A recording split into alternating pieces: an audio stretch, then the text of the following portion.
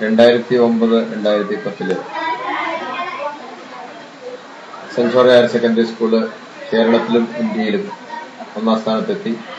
അതേ രീതിയില് ലോക സ്കൂൾ അത്ലറ്റിക് ചാമ്പ്യൻഷിപ്പില് സെന്റ് ജോർജിന്റെ 6 കുട്ടികളാണ് ക്യാമ്പില് പോയത്. അതില് 2 കുട്ടികൾക്കാണ് സെലക്ഷൻ കിട്ടിയത്. ഈ സെലക്ഷൻ കിട്ടിയതില് ബിനീഷ് കെ ഷാജി, ലുക്മൻ ഹക്കീം. സിൻഷ എന്ന് പറയുന്ന കുട്ടി ഉണ്ടായിരുന്നു. അയാള് സ്കൂൾ അത്ലറ്റിക് ചാമ്പ്യൻഷിപ്പില് നാഷണൽ റെക്കോർഡ് ഇടുകയും ഈ ഓഫ് സീസണിന്റെ ഒരു ടൈം ആയതുകൊണ്ട് പെർഫോമൻസ് താഴെ പോവുകയാണ് ചെയ്തത്.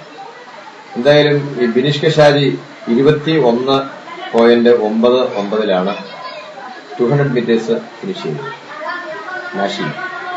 ആ ടൈം ചെയ്ത ബിനീഷ് കെ ഷാജിക്ക് തീർച്ചയായും ഞാനൊരു മെഡൽ പ്രതീക്ഷിച്ചിരുന്നു.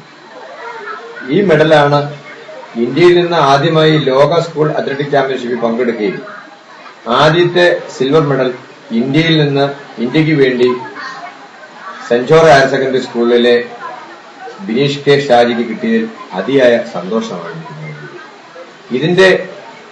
ഈ സന്തോഷത്തില് ഏറ്റവും വലിയ അനുഗ്രഹം എന്ന് പറഞ്ഞാൽ ദൈവാനുഗ്രഹമാണ്. ദൈവത്തിന്റെ കൃപ കൊണ്ടാണ് ഈ നേട്ടങ്ങൾ. ജീസസിന്റെ അനുഗ്രഹമാണ് എന്നാണ് ഞാൻ പറയാൻ ആഗ്രഹിക്കുന്നത്. അതേ രീതിയിൽ ഞങ്ങളെല്ലാം കുട്ടികളെ പ്രാർത്ഥിപ്പിക്കുകയും ഒക്കെ ചെയ്യുന്നു. മാതാവിന്റെ അനുഗ്രഹം കൂടി ഇതിന്റെ ഉണ്ട് എന്നുള്ളൊരു വസ്തുതയാണ്. അപ്പോൾ ഈ അനുഗ്രഹത്താൽ ഞങ്ങൾക്ക് കിട്ടിയ വിജയം ദൈവാനുഗ്രഹമാണ് എന്ന് ഞാൻ പറയുന്നു. അതേ രീതിയിൽ ഇവിടെ 100 കുട്ടികളോളം ഇപ്പോൾ പരിശീലന പരിപാടിയിലുണ്ട്. ഏതാണ്ട് 500 കുട്ടികളാണ് ഈ സ്കൂളിലെ പരിശീലന പരിപാടിക്ക് ക്യാമ്പിലേക്ക് എത്തിയത്. അതില് ഒരു 10-30 കുട്ടികളോളം നമ്മൾ സെലക്ട് ചെയ്തു.